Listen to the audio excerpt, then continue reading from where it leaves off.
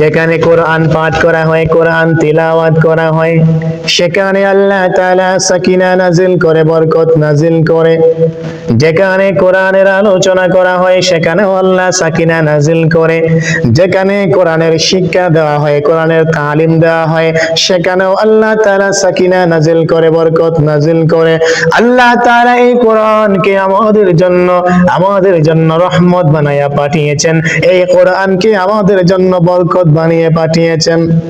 আমার ভাইয়েরা, যদি আমরা এই কোরআনকে আঁকড়ে ধরতে পারি, এই কোরআনকে যদি সিনার মধ্যে লালন করতে পারি, এই কোরআনকে যদি সিনার ভিতরে ঢুকাইতে পারি, এই কোরআন দিয়ে যদি আমাদের ব্যক্তি জীবনকে সাজাইতে পারি, এই কোরআন দিয়ে যদি আমাদের পরিবারকে সাজাইতে পারি, আমাদের পারিবারিক জীবনকে প্রস্তুত করতে পারি, এই কোরআন দিয়ে যদি আমাদের সমাজটাকে পরিবর্তন করতে পারি, সমাজকে সাজাইতে পারি, এই কোরআন দিয়ে যদি আমাদের রাষ্ট্রকে গঠন করতে পারি, রাষ্ট্রকে যদি পরিচালনা করতে পারি, তাহলে আল্লাহ তাআলা বলেন, আমি দুনিয়া আখিরাত তোমাদের জন্য সফল করে দেব। কোরআনকে আল্লাহ তাআলা আমাদের জন্য বরকত বানিয়ে পাঠিয়েছেন, রহমত বানিয়ে পাঠিয়েছেন।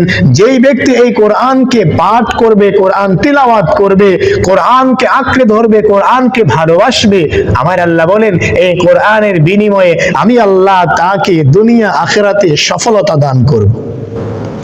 এই কোরআন যেখানে তিলাওয়াত করা হয়, সেখানে আল্লাহ তাআলার পক্ষ থেকে সাকিনা নাজিল হয়, সেখানে আল্লাহ পাকের পক্ষ থেকে এক রহমত নাজিল হয়।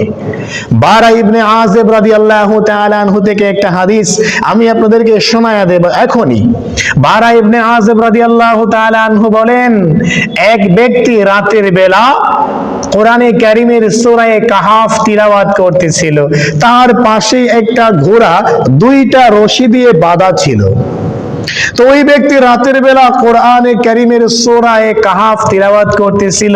তিলাওয়াত করা অবস্থায় তার দৃষ্টি গেল আকাশের দিকে।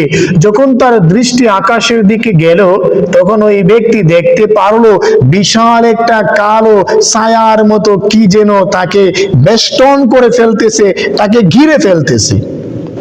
ওই কালো ছায়াটা যখন ঘোড়ার কাছে গেল, তখন ঘোড়াটা ভয়ে লাফালাফি শুরু করে দিল। ঘোড়াটা ভয়ে লাফালাফি শুরু করে দিল। ওই সাহাবী বলতেছেন, আমি একটু ভয় পেয়ে গেলাম।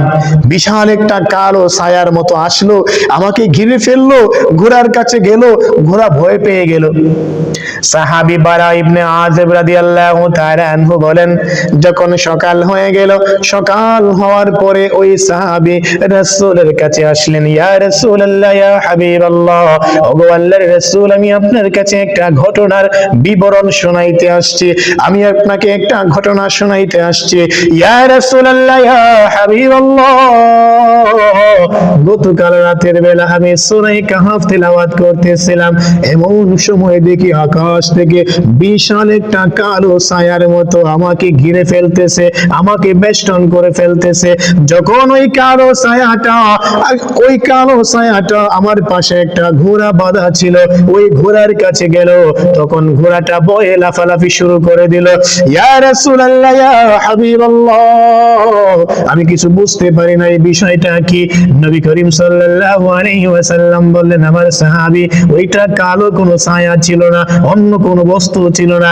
যখন তুমি সূরা কাহাফ তিলাওয়াত করতেছিলে, তখন আল্লাহ তাআলার পক্ষ থেকে রহমত নাজিল হচ্ছিল।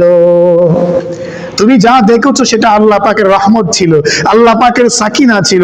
কোরআনে কারীম তিলাওয়াত করতেছিলে, এজন্য তোমার কাছে সাকিনা রহমত নাজিল হয়েছিল।